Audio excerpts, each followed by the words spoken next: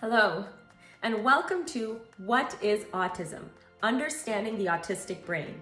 My name is Jadine Gordon, and I am your Program and Curriculum Director. I'm hoping that by the end of this session, you will have a better understanding of what autism is, how the autistic brain develops, and that you'll be able to use this information in your classrooms to manage meltdowns, to teach social and communication skills, to manage transitions, and we'll talk a little bit about PEC's Visuals Communication System. Did you know that right now, sitting in the room where you are, your brain is taking in over 1 million pieces of information? For example, your eyes are taking in information about what's going on in the room around you. If you have a window in your room, did you know that your brain is even taking in information about what's happening outside through that window? How the light hits every blade of grass. Your nose is even taking in information about what it smells, if something is cooking in the next room or even down the street, because sometimes smells can travel that far. Your brain is even taking information about what it hears, if somebody is talking in the next room or if there's a car driving by on a road nearby. The thing is, your brain knows how to disregard information that's not important and not relevant to what's going on in the here and now. But the brain of an autistic child does not always make this distinction. In fact, many autistic children take in all of this information as important and relevant. And this overload of sensory input is what actually causes stimming. Stimming is a way for children with autism to regulate themselves emotionally. It can also be in an effort to cause sensory input if a child is understimulated. Basically, a child will be trying to create a sensory experience that overpowers all of the things going on in their environment, or to create a sensory experience that they might enjoy. Interesting, isn't it? Now let's talk a little bit about red brain, blue brain. You might have heard this term in your career before, but let's talk a little bit more about what that means, and then we'll talk about how it's relevant to the brain of an autistic child, or any child that you might see that's dysregulated in the moment. So the red part of your brain is your emotional brain. This part is illogical, it's reactionary, there is no control, and you can't think clearly when you're in red brain mode. The blue part of your brain is your thinking brain. It's logical, there's freedom of choice, you're in control, and you can interpret situations and what's going on around you. Now, say for example, you're stuck in traffic. I'm sure we've all had this experience, and somebody cuts in front of you. Now, your red brain might say, I just want to ram my car into the back of theirs. I want to wind down my window and I want to start swearing and yelling. But the blue part of your brain says, whoa, slow down. We can't react this way. If we react this way, we could get into some trouble. That right there, that switch between red brain and blue brain is emotional regulation. Now that you understand that, can you tie that information to a time when you saw a child that was having a meltdown and they really couldn't seem to calm down? That child is in red brain mode. And what you're trying to do is get them back into blue brain mode. Now that we understand that, let's take a look at this video that is actually made by Emotion Coaching UK, and it talks about the hand model of the brain. While you're watching this video, I want you to remember 2 key terms: emotional brain and thinking brain. Ever felt a big reaction to something and not known why? Here's a way to help you understand your brain and manage your behaviour. The hand model of the brain. The bottom of your hand represents the brainstem and is involved with the automatic physical processes that keep us alive, like breathing and our heart rate. Your thumb is your limbic system, and with your brainstem forms part of your emotional brain. This helps you to manage and understand your feelings and stress responses. The outside of your hand and fingers are your cortex, or your thinking brain. When the thinking and emotional brain work together, it's easier to manage your emotions, talk with others, and problem solve. But if you feel surprised, unsafe or scared, your emotional brain takes immediate action. It can act much faster without working with your thinking brain, so you flip your lid. If you're in real danger, acting fast can help keep you safe, and that's really important. And then when the danger has passed, your lid comes back on. Your thinking brain is back in control. But sometimes we flip our lids when we don't need to. How we think and behave isn't helpful.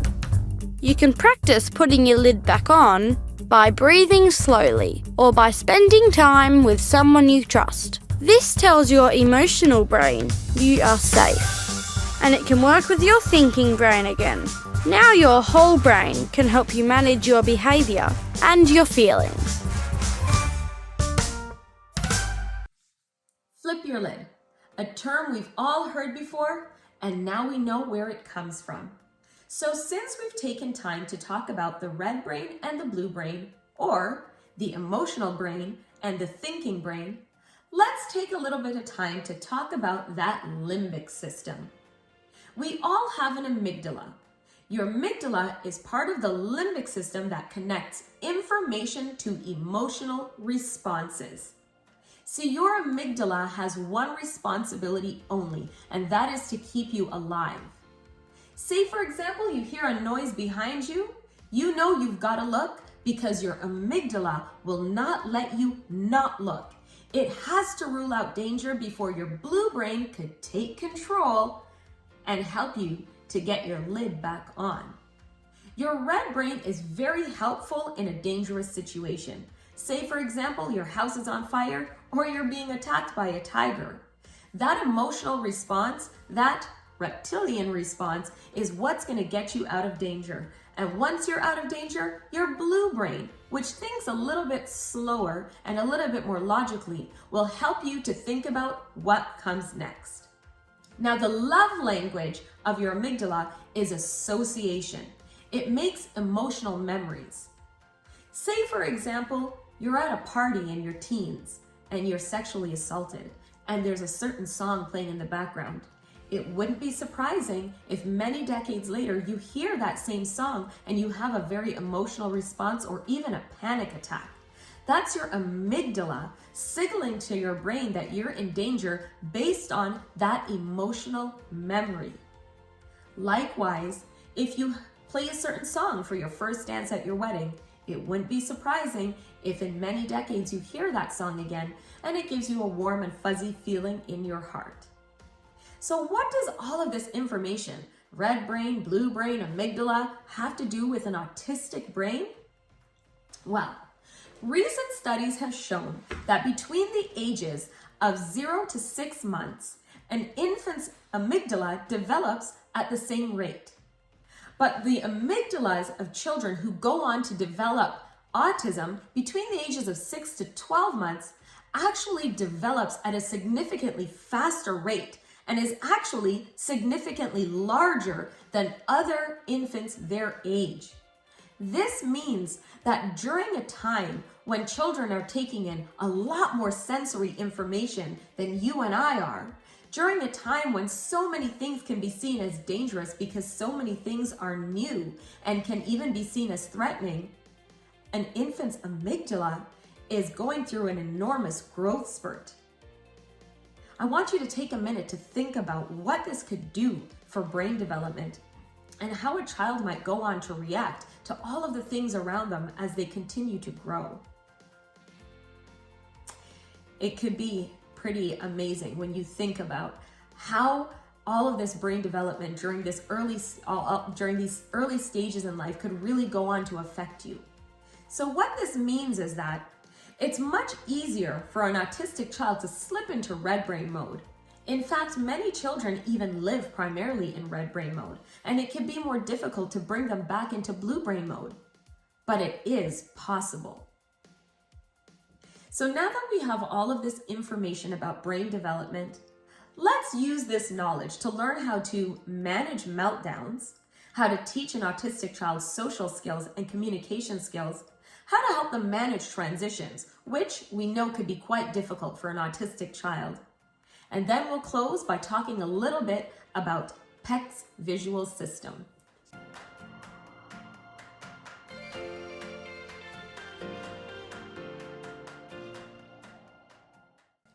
Here are 7 strategies that you can use to manage and prevent autistic meltdowns. These strategies can even work with children who have behavior issues or other sensory processing issues. The first thing that you want to remember is to be calm and not to raise your voice.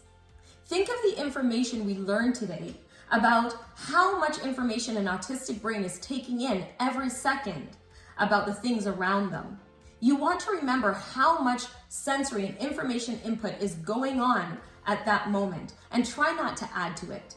Raising your voice and having a busy countenance can actually help to exacerbate the situation and create more sensory experiences for that child to try to take in at a time when they're just not able to.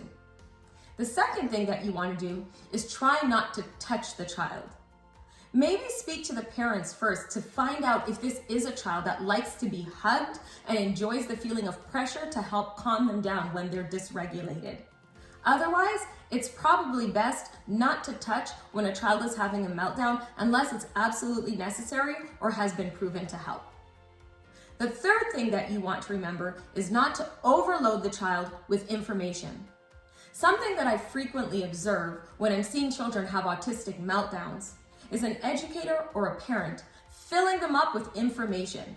Do you want to come and play in the sensory bin? Try putting your hands in the water. Do you want some toys to play with in the sensory bin? All of these words just sound like noise. Remember, when a child is having a meltdown, are they in red brain, which is an illogical state of being, or are they in blue brain, which is a logical state of being? You're right. They're in red brain. Illogical, which means they are not able to process all of the information that you're throwing at them. So it's best to limit the words that you're using. The fourth thing is to try to distract them with something that can reconnect them to their senses by meeting their sensory needs. So this means that it is okay to offer sensory play or a sensory experience during a meltdown, but you want to do it with as little words as possible. Remember the information we learned earlier about positive emotional memories? It's helpful if you find out from the parents what positive emotional memories the child has at home. For example, is there a particular Elmo song that the child likes at home that helps to calm them? This is a strategy you can use in the classroom. As soon as that child hears that song, it's a positive emotional memory that they are using to help to calm them and bring them back into blue brain. Alternatively, you can help to provide and create some positive emotional memories at school or at daycare by engaging in fun play and using some of the communication and social skill strategies that we're going to learn about a little bit later on to create positive memory associations at daycare. These will be things that you can use during a meltdown that help them to associate positive experiences with the daycare setting. The sixth thing that you can try is helping them with breathing. Now, if you have a child that is old enough to understand what deep breathing is, or even how to use the roller coasters on your fingers to calm them down, then that's another good strategy to help them. Some children might enjoy other sensory experiences like playing in their hair or a rub on the back. Finding other solutions for children who might be old enough and able to communicate what works for them can help you to manage and prevent meltdowns as well. And the seventh thing is, if possible, try getting them to a quiet and calm environment. Maybe the site director's office with the lights down low and a small sensory bin for them to play with. Alternatively, you can try creating a quiet space in your classroom that all of the children know to respect as a quiet and calm space. One word of advice that I could give you as educators is to help your entire class to become regulated by establishing a predictable and easy to follow daily routine. Getting the rest of your students regulated in the daycare setting will help create an inclusive setting should you ever have an autistic child register in your setting or any other child that may have behavior issues or sensory processing issues. Having a regulated classroom and having a predictable routine and a calm environment will help you to set the stage to manage these meltdowns and be proactive about preventing them.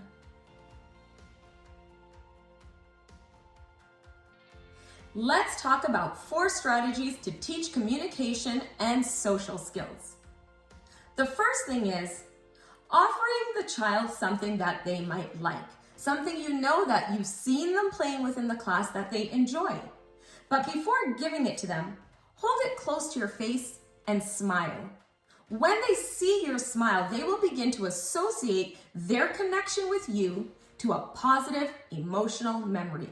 And this will also help to teach them positive social cues. You want the child to begin to understand facial expressions and how that might give them a message about how you are feeling. When they see this facial expression and they associate it with the toy or the piece of material that they like, they will begin to make those social connections. The second thing is to make animated and positive reactions when you see desired behaviors in the classroom. This will help to reinforce positive social cues for that child. Now, this also means you as an educator getting down on the ground and sitting down with the children during play. Intentional play is one of the best ways that you can teach positive social interactions for all children in your class, not just children with autism.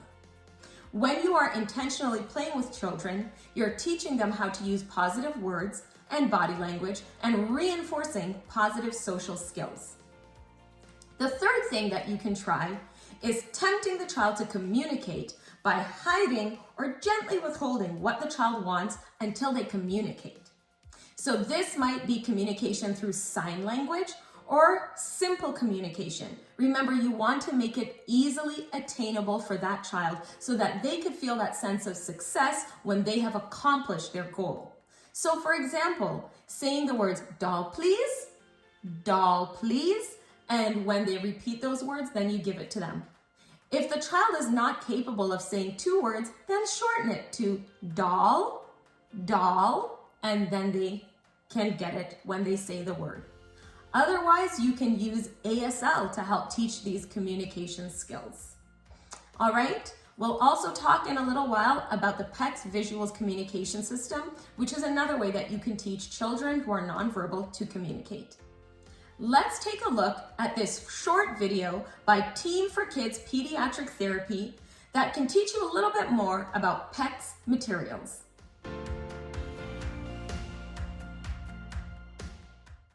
Belinda. I am an RBT here at Team for Kids, and today I will be teaching you how to use PECS. PECS stands for Picture Exchange Communication System, and it works by taking pictures of your child's preferred items. You put them in a little book or binder just like this with all the pictures of their preferred items or activities.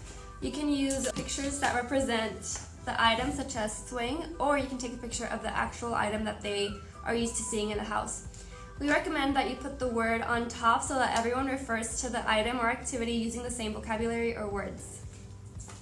So now I have Kenzie here. She's our RBT senior, and she will be helping us demonstrate how to run PECS. So now I have 3 pictures that are readily available. I have a picture of a Crayola drawing board, a drum set, and a drink. Okay, Mackenzie, what do you want? The drink, all right. Here you go. You want to make sure that these items are readily available for her to access as soon as she gives us the picture that she wants. This way she learns that when she interacts with the picture exchange communication system, she will be reinforced with the item that she wanted. Thank you. Now that you understand a little bit more about how a visual communication system can help your autistic students, I want you to think about other students that you might have in your program that a system like this would be really beneficial for. I'm sure you can think of a few. These are materials that you might even be able to make yourself, and if not, speak to your site's resource consultant about how you can get a hold of some PECS visual materials.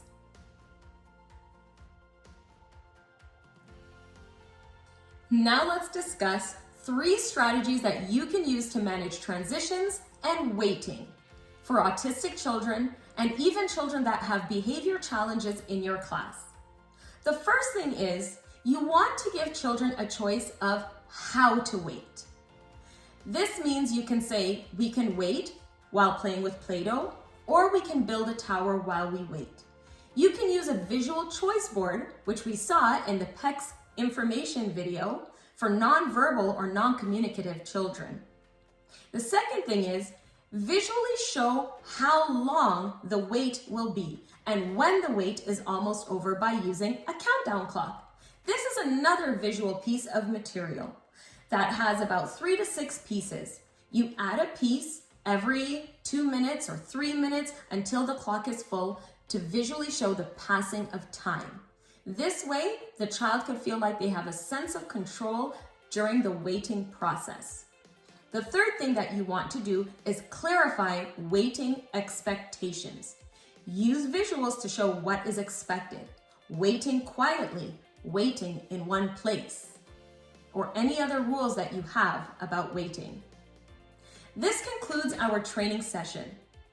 Now I want you to take the time to discuss with your colleagues or even with your teammates in your class about how you can use these strategies that we learned today to help children in your center who are diagnosed with autism, who might be suspected to have autism, who have severe communication delays, or who even might have severe behavior challenges.